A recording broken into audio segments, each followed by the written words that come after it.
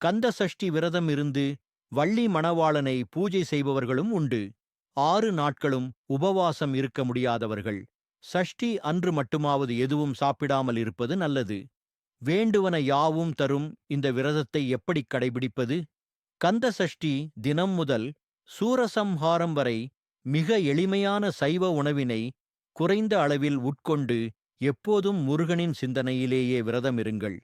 பொதுவாக விரத தினங்களில் மக்கள் சைவமாக இருந்தால் போதும் என்று எண்ணிக்கொண்டு பலகாரங்களை விருப்பமாக உண்ணுகின்றனர். ஆனால் விரதத்தை நியமத்தோடு கூடியதாக இருப்பதே முழுபலனைத் தரும். கந்தசஷ்டி விரதம் இருப்பவர்கள் மதியம் உச்சி வேளையில் ஒருபொழுது மட்டும் பச்சரிசி உணவு தயிர் சேர்த்து உண்ண வேண்டும். காலை மற்றும் இரவில் பால் பழங்கள் மட்டும் சாப்பிடலாம். ஆனால் வயோதிகர்கள், நோயாளிகள் ஆகியோர் விரதத்தின் போது அவரவர் உடல் நிலைக்கு தக்கபடி நடந்து கொள்ள விதிவிலக்கு உண்டு. காலை மாலை ஆகிய இருவேளையும் நீராடுவது நல்லது. காலை மாலை வழிபாட்டின் போது அவசியம் கந்தசஷ்டி கவசம் பாராயணம் செய்வதோ அல்லது கேட்கவோ செய்ய வேண்டும். 6 நாட்களும் அருகிலுள்ள முருகன் கோயிலுக்குச் சென்று தரிசனம் செய்வதும் கந்த புராணத்தை கேட்பதும் அவசியம்.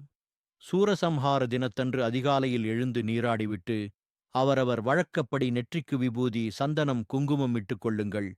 பூஜை அறையில் வழக்கமான இடத்தில் திருவிளக்கினை ஏற்றி குலதெய்வத்தை மனதார கும்பிடுங்கள். பிறகு சஷ்டி விரதம் இருந்ததன் பலன் கிட்ட அருள வேண்டும் என்று பிள்ளையாரிடம் மனதார வேண்டுங்கள். முருகப்பெருமானுக்குரிய சஷ்டி விரத நாட்களில் முடிந்தவரை ஓம் முருகா என்று ஜெபிப்பது நன்மை தரும். அன்று மாலை ஒரு சிலர் முருகப்பெருமான் சூரனை வதம் செய்த கோலத்தை தரிசனம் செய்துவிட்டு திருச்செந்தூரில் கடலில் நீராடுவர். மற்ற ஊர்களில் அவரவர் வீட்டிலோ இதர நீர் நிலைகளிலோ நீராட வேண்டியது அவசியம். அன்று இரவு பக்கத்திலுள்ள முருகன் கோயிலுக்குப் போய் தரிசனம் செய்து முடிந்தால் மாவிளக்கு போடுங்கள். பச்சரிசி சாதம் சாப்பிட்டு விரதத்தை நிறைவு செய்ய வேண்டும். வேறு சிலரோ மறுநாள் முருகன் கோயில்களில் நடக்கும் பாவாடை நைவேத்தியத்தை தரிசனம் செய்த பின்னரே சாப்பிட வேண்டும் என்றும் கூறுவதும் உண்டு. வேலவன் அருளால் மணப்பேறு, மகப்பேறு, நல்வாழ்வு, ஆரோக்கியம், ஆயுள், புகழ், செல்வம் என்று நீங்கள் வேண்டிய யாவும் நிச்சயம் கைகூடும். நிம்மதி, சந்தோஷம், உற்சாகம் வாழ்வில் நிறையும். நம் பிறவிப்பிணி நீங்கி முருகனருள் எப்போதும் துணை நிற்கும். நன்றி.